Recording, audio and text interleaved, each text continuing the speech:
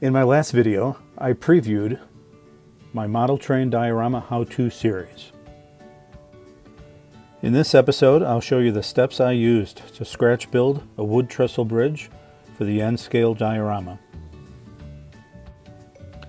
To make the planning easier, I use as inspiration a Monroe model that I had purchased at a train show, and I also downloaded plans from Luke Towan's website and transferred them to paper using my iPad. Although not necessary, it's very convenient to have a tool like a micro-mark chopper to ensure that all of your pieces are the same length. Plus, it saves a lot of time.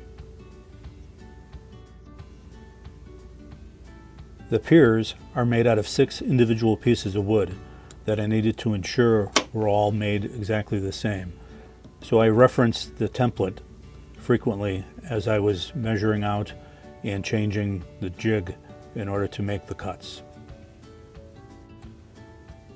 After cutting all the pieces, it's good to rub them against some heavy grit sandpaper to knock any edges off of them and to also give them some texture to make them look more realistic. I then soaked the pieces in some alcohol tinted with paint and Indian ink in order to stain the pieces prior to construction. Now it was time to assemble the piers. I started by taping the template to a piece of foam so I can use pins to create a jig to hold the pieces in place while I glued them. This worked, but not great. A better alternative was to use a piece of blue tack to hold the pieces in place. It was much easier to get the glue onto the pieces without the pins in the way.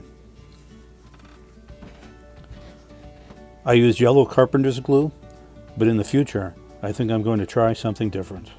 The glue did not dry clear, and it didn't take the paint as well as I would like it to.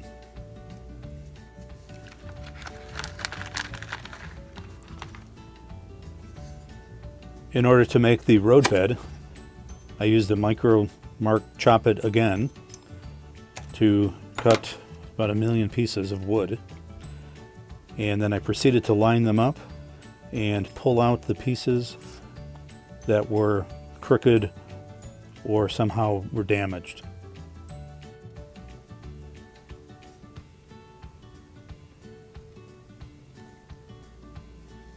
I used strips of balsa wood to hold the individual planks together from the underside.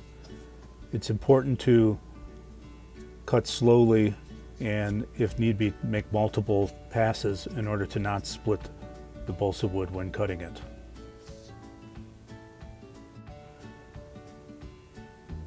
I have found that the easiest way to apply glue to the wood is to just use my fingers. It's a little bit messy, but is a great alternative to using a brush.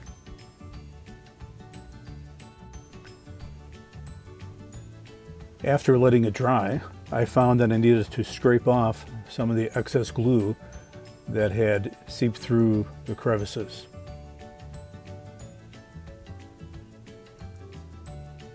Once the glue dried, there was a little trimming that needed to be done, and then I set the piers in the extruded foam. That way I could take a look at it in preparation for the next step. The bridge would be pretty dangerous without any guardrails, so I'm going to use some scale lumber and use as a template the pieces from the kit that I had previously bought. I'm also going to place some cars on the temporary bridge in order to measure the height that they need to be.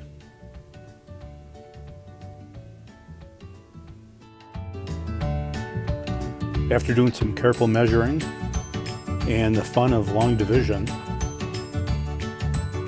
I figured out how many pieces I needed to use and got to work on the chop it. I then lined up the pieces using a piece of blue tape in order to stick them and hold them in place while I glued. After the railings dried, I glued them on to the bridge decking.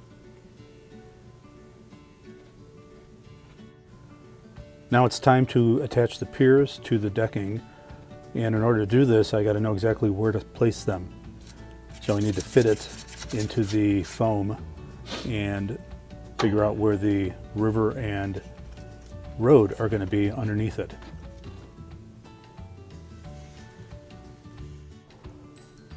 All that's left is to paint it. I previously mentioned that I had soaked the pieces in what I hoped would be a good stain for the wood. Turns out I didn't like that at all. So I mixed two different brown paints together with some water and painted it. The paint did not cover very well or match the color I was hoping for. It was also a challenge on the places where there was glue. So I mixed some black and white together to make gray, and then added some brown to that. Kind of have a grayish brown paint. And then I dry brushed the entire bridge once again. Well, I like this color a lot better. Please join me again next time as I continue the series on building an N-scale diorama. Next up is the use of extruded foam and Sculpt-A-Mold to build the basic topography of the diorama.